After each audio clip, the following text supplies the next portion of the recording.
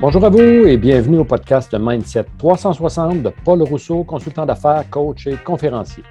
Dans ce podcast, nous allons parler d'achat d'une première maison.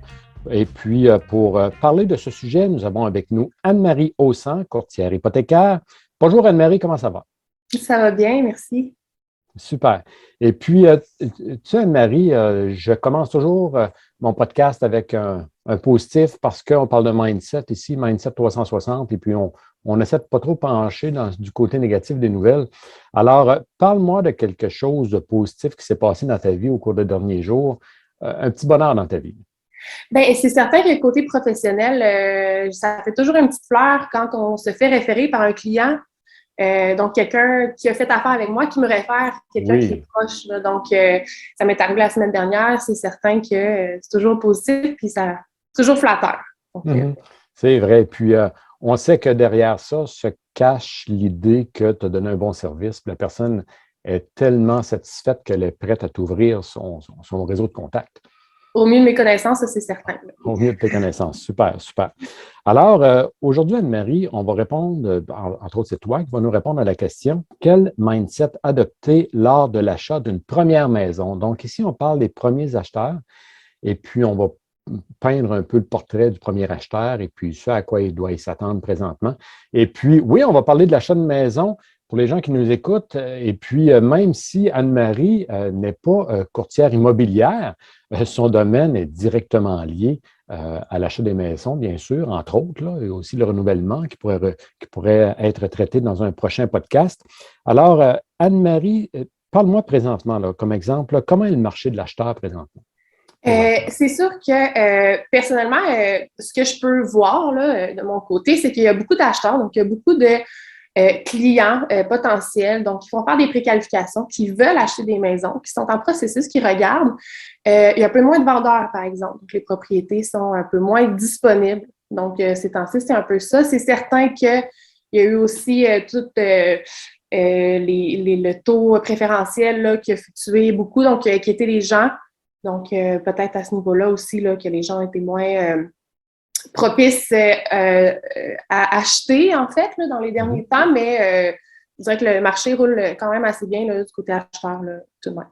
OK, parfait. Puis c'est quand même une tendance qu'on voit depuis les dernières années, une tendance quand même assez forte. Et puis, à quoi ressemble l'acheteur présentement? Là, le client présentement, comme exemple, il a quel âge en moyenne? Le premier Ça, acheteur. ça dépend beaucoup. Je dirais que moi, personnellement, je fais beaucoup affaire avec, comme on parlait, les premiers acheteurs. Mhm. Donc, je dirais mi-vingtaine, couple mi-vingtaine, qui démarre dans la vie, jeune professionnel, qui désire vraiment là, devenir propriétaire pour maximiser, c'est certain, un investissement pour être chez eux aussi, donc un désir d'avoir une appartenance là, à une propriété. Oui, donc des jeunes qui débutent dans la vie, là, principalement. OK. Donc, tu dirais dans la classe moyenne supérieure, les gens qui font l'achat. Oui, bien, il y a aussi, tu sais, on a beaucoup de programmes, là, on a le RAP, le IAPP, qui sont des incitatifs aux premières Oui. propriétés. Fait que, tu sais, on peut avoir des gens qui ont peut-être un petit peu moins de moyens, mais qui sont quand même intéressés à acheter et qui ont des moyens aussi pour y arriver. OK. Puis toi, ton rôle à l'intérieur de ça, parce que la personne, comme exemple, c'est quoi l'erreur que les gens font lorsqu'ils décident d'acheter leur maison? Une erreur commune qu'on peut voir, là, fréquente. Moi, je dirais de n'être pas bien accompagné de professionnels. Donc, du côté autant courtage immobilier que courtage hypothécaire, surtout premiers acheteurs, tu sais, on ne sait pas trop par où commencer, on ne sait pas trop les rouages, on ne sait pas par où débuter.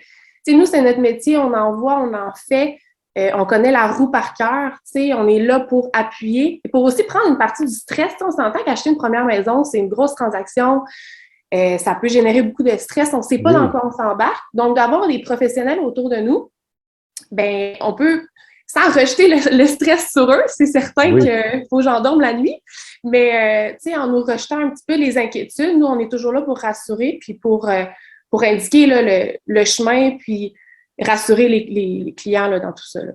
OK. Donc, vraiment, ça donne un sérieux coup de main. Puis parfois, les gens, s'ils ne savent pas par où commencer, pour acheter une maison? Est-ce que je commence à aller visiter des maisons, n'importe laquelle, ou dans le fond, c'est de faire affaire avec toi? Et c'est certain, c'est sûr qu'il y a plein de façons de faire, mais en amont, c'est sûr que de faire un budget, tu sais, Oui. par nous-mêmes, faire un budget, savoir combien nous, on aurait alloué pour une hypothèque, considérant toutes nos dettes, considérant même ce qu'on met dans l'épicerie, la voiture et tout ça. C'est certain que moi, je le calcule d'une façon différente, là, selon ce que la banque va considérer et ce que la banque va être prête à nous prêter. Mais nous aussi, de notre côté, on peut faire l'exercice. Est-ce que moi, ce qu'Anne-Marie, elle me dit que je peux acheter, est-ce que ça fait vraiment du sens? Est-ce que on peut y aller plus bas parce que moi, j'ai envie de manger du filet mignon dimanche. Tu sais, fait qu'il y a tout ça à considérer aussi. Oui, là. absolument, oui. Oui. Ben, vois-tu, moi, je le vois d'une certaine façon, Anne-Marie. Tu me fais penser à quelque chose. Et puis, c'est un planificateur financier qui m'a donné cet exemple-là au début des années 90. Lui, il me disait, dans ton investissement que tu te prépares à faire, puis chacun de tes choix que tu veux faire, vois-le comme un veston que tu portes. Est-ce que ce veston-là est trop petit? Est-ce qu'il est trop grand ou est-ce qu'il te va bien? Hein? Oui. Donc, justement, toi, tu peux dire, comme exemple, un premier acheteur, bon, tu peux emprunter, comme exemple, 450 000 Mm-hmm. et puis qu'eux se disent, oui, on préfère manger du filet mignon le dimanche, alors on va diminuer à 425 ou à 400 000. Hein? Puis bon, avec le filet mignon arrive peut-être la voiture, peut-être de meilleure qualité ou bon, peu importe. Donc, oui, effectivement, oui, c'est un point important, ça ici. Donc, toi, tu peux leur permettre de bien les guider et puis selon la vision de la banque et puis selon leur vision à eux aussi, selon le style de vie qu'eux veulent avoir. Exactement. C'est certain que moi, personnellement, avec mes clients, je leur explique toujours que, tu sais, on peut aller au maximum. Comme tu dis, il y a des gens qui peuvent aller à 450, mais je leur indique aussi leur zone de confort. Tu sais, un ratio que moi, je considère qu'il n'y aura pas de problème, que justement, si on a des fluctuations de taux, dépendamment des taux choisis, là, si on est dans le variable, c'est des fluctuations qui vont être à l'aise, qui vont être confortables. Si l'épicerie coûte de plus en plus cher, ben, on Oui, est capable aussi. de pallier à tout ça. Donc, je fais les deux, là, tu sais, je jouis avec le maximum. J'indique qu'est-ce qui est confortable, mais rendu là, je ne prends pas la décision. Là, tu sais, rendu là, c'est au client, c'est certain, mais c'est certain qu'un conseil puis un bon budget peut nous aider à être plus confortable. Oui. OK. Donc, je te vois un peu comme une boussole. Les gens vont te voir et puis c'est comme s'ils ont une boussole et puis ou un peu comme un médecin, tu prends le pouls là, et puis tu leur dis ce qu'ils sont capables de prendre et puis ce qui sera accepté et puis ce qui sera acceptable pour eux. Donc, effectivement, vois-tu, dans les années, je te dirais, il y a 30 ans, une maison, ça s'achetait beaucoup plus simplement que ça, mais les maisons n'étaient pas un investissement comme aujourd'hui. Hein? Donc, c'est des investissements qui sont tellement plus importants aujourd'hui. Puis, bon, c'est un engagement qui est vraiment important aussi. Alors, selon toi, Anne-Marie, une question que je me pose, là, c'est quoi le plus grand obstacle que peut rencontrer un premier acheteur? C'est certain qu'il n'y a aucun dossier qui est pareil. Il n'y a aucun. Mon Dieu, c'est peut-être. Tu sais, comme chaque dossier est différent, il y a toujours peut avoir des petites embûches ou des.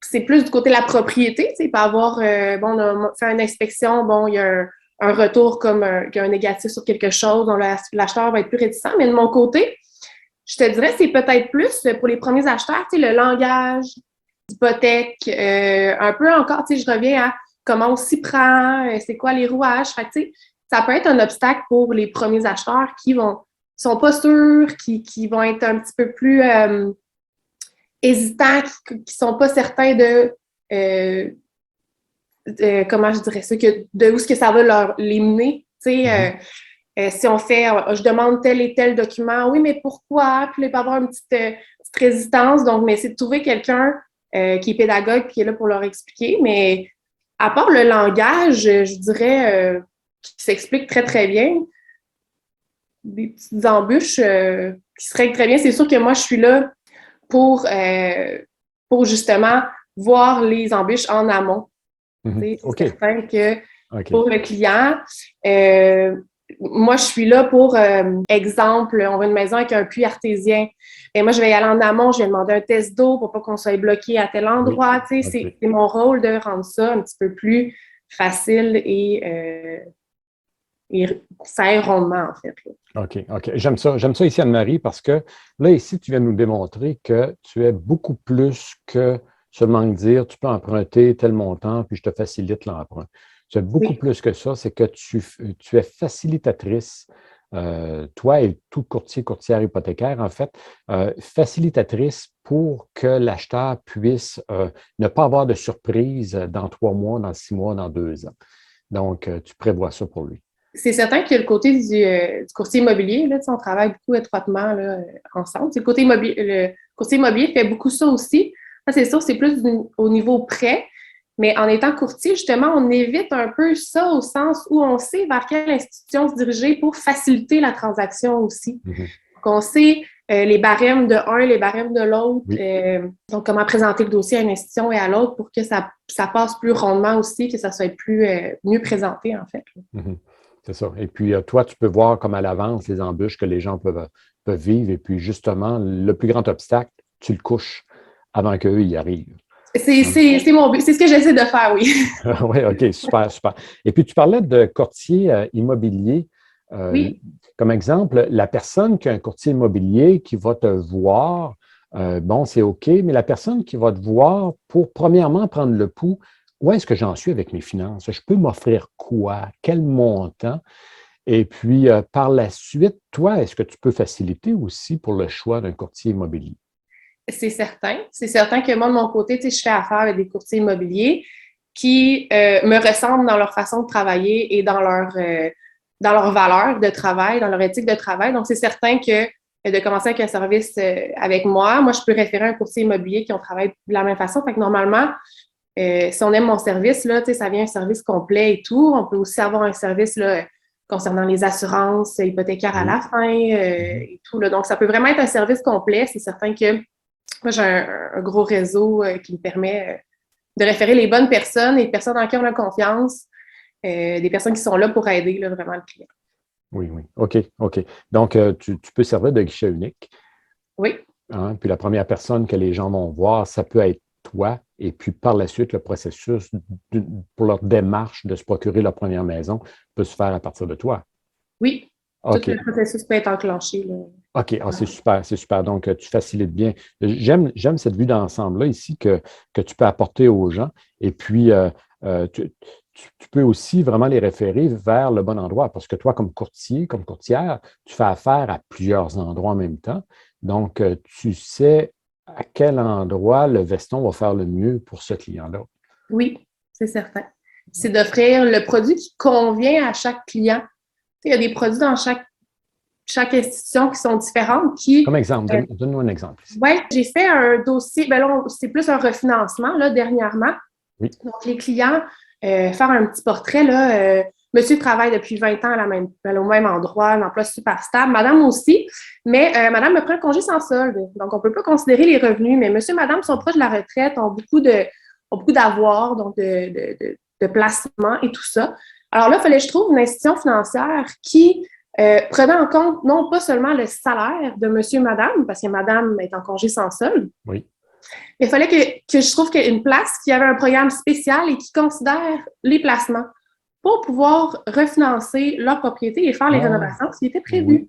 Oui. Donc là, c'est de voir qui offre ça, qui a tel et tel programme. Donc, on a trouvé une institution qui a un programme singulier qui offre ça, donc qui tient en compte les revenus de placement et l'avoir net, dans le fond, des clients. Donc, c'est vraiment...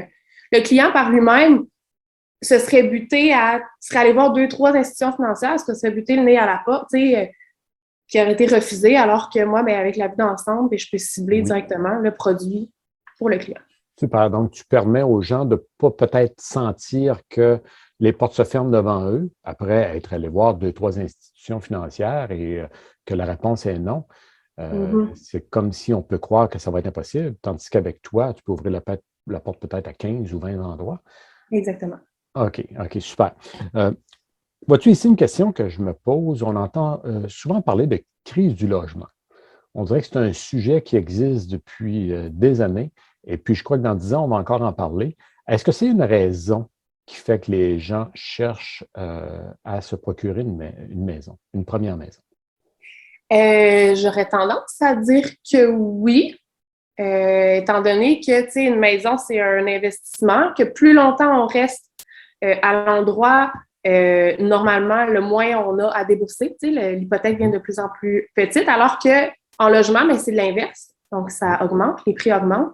Donc, oui, je verrais l'achat d'une première maison comme un moyen de contrer la crise du logement. C'est certain que, bon, il faut trouver la maison qui nous convient puis que ça soit disponible. Ça, c'est une autre histoire. Mais côté financier, je crois que oui, c'est un bon moyen.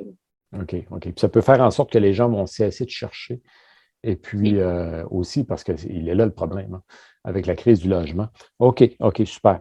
Et puis, c'est quoi les avantages de faire, bon, tu nous as nommé quelques avantages de faire affaire avec toi, là, mais disons dans l'ordre, là, les 3 premières choses les plus importantes, les 3 premiers avantages à faire affaire avec un courtier hypothécaire, ça ressemble à quoi? Je dirais numéro 1, c'est un service qui est complètement gratuit pour le client. Donc, pourquoi s'en passer? Tu sais, avoir OK, donc on fait appel à toi, là, et Oui, puis ça ne coûte pas, on ne fait pas un déboursé de 1000 dollars pour pouvoir te rencontrer ou encore non, 150 dollars de l'heure. complètement gratuit. Moi, c'est OK, les institutions avec lesquelles je fais affaire qui me rémunèrent. OK. Euh, Puis là, il faut pas s'en faire. Je n'irai pas faire affaire avec une institution qui me paie plus. C'est pas comme ça que ça fonctionne. Mhm. C'est très égal là, dans le milieu. Là, donc, OK, donc ce que tu veux aussi, c'est que les gens te réfèrent. Donc, exactement. hein, donc tu travailles pour le client. Exactement. OK, donc premier Euh, avantage, oui. ouais. Deuxièmement, ben, c'est sûr que j'irai avec l'expertise. L'expertise,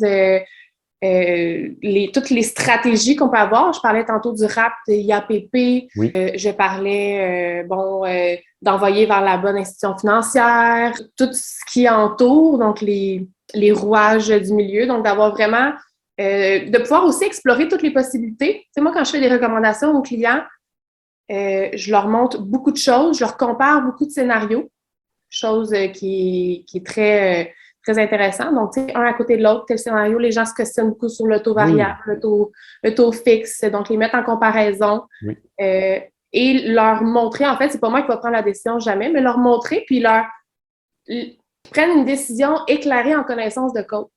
Oui, Donc, OK. qu'ils soient certains de leur décision. Donc, En toi, tu ayant... arrives avec des datas. On peut Oui, s'imaginer, comme exemple, qu'un taux fixe va être plus avantageux. Et puis, toi, tu pourras prouver, je dis n'importe quoi, là, mais toi, tu pourras prouver ici que tel autre choix, selon l'historique, hein, selon l'histoire, fait en sorte que ce serait un meilleur choix, comme exemple. oui. En fait, je suis plus là pour illustrer les avantages et les inconvénients de chacun. Et OK. le client va choisir, en fait, les avantages et les inconvénients qui lui conviennent le mieux. Mhm. Donc, tu sais, c'est de lui présenter, oui, un taux fixe, un taux variable avec un paiement fixe, un taux Mhm. variable super avantageux ou un taux plafonné. Tu sais, c'est d'aller jouer là-dedans puis de voir où le client est confortable Mhm. et qu'est-ce qu'il est prêt à accepter comme risque ou pas. Oui, oui, OK. Parce qu'on se rappelle ici qu'on parle aux premiers acheteurs. Hein? Oui, Donc, le premier acheteur n'a aucune expérience de ça, n'a aucune idée de ce qui l'attend. Certains vont faire le saut, une taxe de bienvenue, c'est quoi ça? ouais. Hein? Ou les taxes municipales, on s'attend un peu, on sait que ça existe, mais c'est combien les taxes municipales, les taxes scolaires, etc. Donc, toi, tu peux vraiment les guider, puis apporter le vocabulaire et puis apporter, bon, tu parles de stratégie, j'aime ça, Oui. que tu apportes le portrait, l'image des stratégies parce que il y a différents choix. Les gens n'arrivent pas, puis il n'y a pas seulement qu'un chemin qu'on peut emprunter. Il y a Non, plusieurs parcours qu'on peut prendre, hein, selon le style de la exactement. personne. On peut commencer avec seulement la mise de fonds. On met 5 on met 10 on en met Oui. 15 on va avec 20. Si je mets 12 Mhm. ça fonctionne-tu? Ou si je mets 10 il faut que je mette 10 ou 15? Tu sais?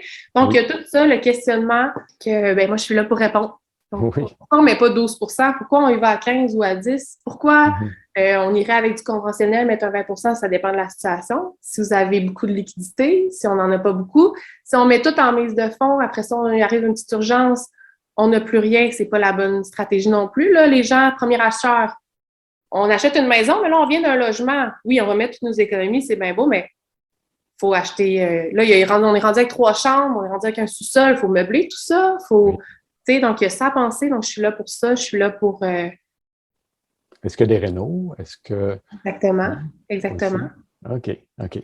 Donc, on a parlé ici, je t'ai demandé 3 avantages. Le premier, le service est gratuit. Deuxièmement, l'expertise, certaines stratégies aussi, Oui. t'offres des choix. Puis troisièmement, Troisièmement, ben, j'irais pour le service, si je peux dire, après-vente, entre guillemets. Donc, OK. Comme exemple? Comme exemple, on termine un prêt, je suis la personne jusqu'au notaire, c'est certain. Après, il se passe quelque chose avec l'institution ou vous avez encore des questions ou vous voulez déménager, il y a quelque chose, tu sais, il y a un changement, mais je reste là, je reste disponible. C'est sûr que moi, je fais un retour avec mes clients là, au terme. Si on a pris un terme de 5 ans, c'est sûr que dans 5 ans, moi, je recontacte mes clients, mais il y a toujours le service après-vente. Donc, vous n'êtes pas, une fois que la maison est achetée, que le prêt est déboursé, vous n'êtes pas laissé à vous-même. Je suis encore là. S'il y a des questions, si on veut changer les paiements, si on ne sait pas trop par où commencer, par où se diriger, mais je reste toujours un point focal puis un point de service. Là. Oui. OK. Donc, toi, lorsque l'entente est faite, tout est conclu. Je ne pas. Tu ne pas dans les mains comme ça, puis tu te verses un petit verre de vin, puis c'est fini. Exact. Donc, OK. Donc, tu restes ouverte pour aider les gens. OK. Ben oui, tout à fait. C'est super. J'aimerais que tu me parles de deux cas vécus qui sont différents, mais qui sont arrivés à un bon cheminement, mais qui sont vraiment différents. Mon Dieu. Toujours les premiers acheteurs. Oui, premiers acheteurs. Un couple qui voulait acheter la maison de la mère de monsieur. OK. Donc, ce couple-là voulait acheter la maison familiale, en fait, là, que monsieur a grandi. Puis, madame est enceinte. Donc, tu sais, là, ça commence à presser parce qu'il me faut une chambre pour le bébé. Oui. OK. Donc, prise de possession assez rapide. Madame, l'ancienne propriétaire de la maison, la mère de monsieur, elle devait se trouver un autre logement. Et là, c'était une situation en chaîne de eux achetaient la maison, madame, il fallait qu'elle se reloge et de qui elle achetait, madame, devait aussi vendre. Donc, on avait Oui. tout en chaîne. Il fallait une lettre de financement final pour que madame puisse racheter l'autre. En tout cas, c'était... OK. Oui. Il y avait un effet domino aussi. Là, exactement. Un petit peu chaotique dans tout ça. C'est sûr que là, on avait le facteur naissance du bébé qui est entré en ligne de compte. Donc, il fallait que la maison soit habitée aux dates prévues. Tout s'est fini bien. Ça a bien fonctionné. Mais ce fut un casse-tête là, de dates et de prise de possession et de lettres envoyées à eux. Donc, des délais très, très, très serrés qui font que, dans le fond, moi, c'est ça mon rôle, c'est d'aller plus loin dans la chaîne et d'aller faire accélérer les choses en amont pour que moi, finalement, ça débloque et que j'ai une lettre finale. Donc, c'est vraiment... C'est un peu comme un reverse engineer que tu as fait, hein? Ouais. Tu es partie de la finalité, puis toi, tu as pu tisser un peu le parachute en descendant. Là. Exactement. Donc, en ayant les connaissances, on peut remonter la chaîne puis faire débloquer le tout. Donc, OK. Alors que les gens qui font le premier achat n'ont aucune idée dans quoi ils s'embarquent. Non. Ils n'ont aucune idée, ils ne savent pas où se diriger, puis ça peut faire en sorte que l'achat échoue. Bien, ça aurait pu tomber à l'eau au sens où, tu sais, moi, j'ai été obligée de contacter les courtiers immobiliers qui avaient mis des délais, que là, les délais étaient dépassés, leur expliquer le pourquoi du comment, tu sais, les rassurer aussi, tu sais, dans les transactions, au sens où le client est accepté à la banque, il nous manque, un test d'eau, un test de pluie, tu sais, donc, c'est de rassurer aussi l'acheteur et le vendeur que le client est apte à acheter, mais qu'on a peut-être des petits retards dans telle et telle partie là, de l'entente. OK, super. Maintenant, un autre exemple. C'est un bel exemple que tu as donné là. T'imagines pas, hein? Bon, effectivement, on va acheter la maison familiale et puis ça se peut que ça ne fonctionne pas. Donc, c'est un bel exemple ici. Un autre exemple.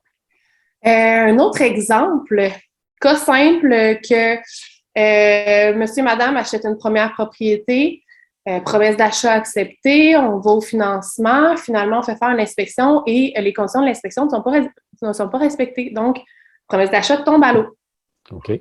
Donc, c'est plus du côté là, courtier immobilier, c'est certain, mais encore une fois, des délais serrés. Donc, monsieur et madame devaient déménager au 1er juillet. L'achat se faisait au mois de mai. Donc là, il faut retrouver une autre propriété. Il faut recommencer le financement. Donc, il faut être super proactif. Il faut retrouver autre chose. Donc, finalement, le courtier immobilier a trouvé une propriété qui plaisait. On a été capable d'avoir le financement en 2 jours. Ça a déstressé les clients qui ont pu déménager et avoir un toit le 1er juillet, là, tu sais. Oui, Donc, OK. ouais. C'est toujours OK. des délais très, très serrés. C'est toujours très, très rapide. Donc, C'est rare que les gens ont 3 ans. c'est ça. C'est pour demain. Hein, c'est pour demain. Ou OK, pour hier. OK. Pour hier Ou soir. pour hier, oui, pour hier soir. Oui, avant le souper. Alors, Ouais. le meilleur conseil que tu peux donner à un premier acheteur qui n'a encore fait aucune démarche.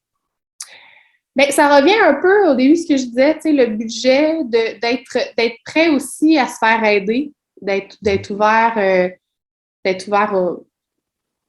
d'aller chercher de l'aide, c'est certain. De bien s'entourer, de mettre toutes les chances de notre côté pour avoir une bonne expérience, pour être en bonne position, pour être en position de sentir qu'on a le contrôle aussi. Tu sais, si on est aidé, qu'on fait des choix, qu'on est en pleine connaissance de nos choix, ben, tu sais, on se sent bien dans la transaction, dans ce qui s'en vient. Oui. Donc, OK. OK. Donc, c'est de faire. Parce que c'est quand même le plus gros achat que la plupart des gens vont faire dans leur vie. Hein? oui. Si on tient compte, comme exemple, que les gens gardent cette maison-là pour toujours. Donc, ça fait en sorte que, effectivement, le stress peut être très élevé, l'achat d'une maison. Est-ce que je fais le bon choix? C'est une question qu'on se pose, donc de s'entourer d'experts, de gens qui font en sorte que le bon choix, autant pour la demeure qu'autant aussi pour voir, est-ce que je me fais avoir au niveau des taux hypothécaires? Est-ce que je suis allé au bon endroit? Tandis que toi, tu peux offrir un beau catalogue d'endroits hein, pour magasiner pour l'hypothèque et puis qui ira comme un gant Tout à à ton fait. client. OK, C'est sûr que super. moi, je vais cibler là, vraiment là, tel produit conviendrait selon le profil de l'acheteur, selon Mm. la propriété qu'on achète, selon, mon Dieu, une panoplie de variables. Là, donc, Oui, puis selon tes contacts à toi aussi, oui, parce que tu es en contact avec des gens autres que dans le domaine de l'hypothèque aussi. Hein?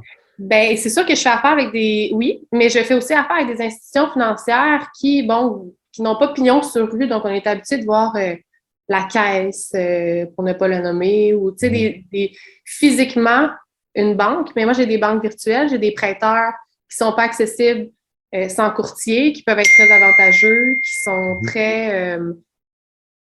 qui sont très avant-gardistes. Donc, on peut aller, il y a Oui. des portails, donc on peut aller changer nous-mêmes nos modes de paiement, nos choses. Donc, tu sais, c'est des choses dont on peut avoir accès avec un courtier aussi. Donc, Oui, si c'est important pour l'acheteur. Donc, ça oui, reste que les endroits traditionnels qu'on connaît depuis tout le temps.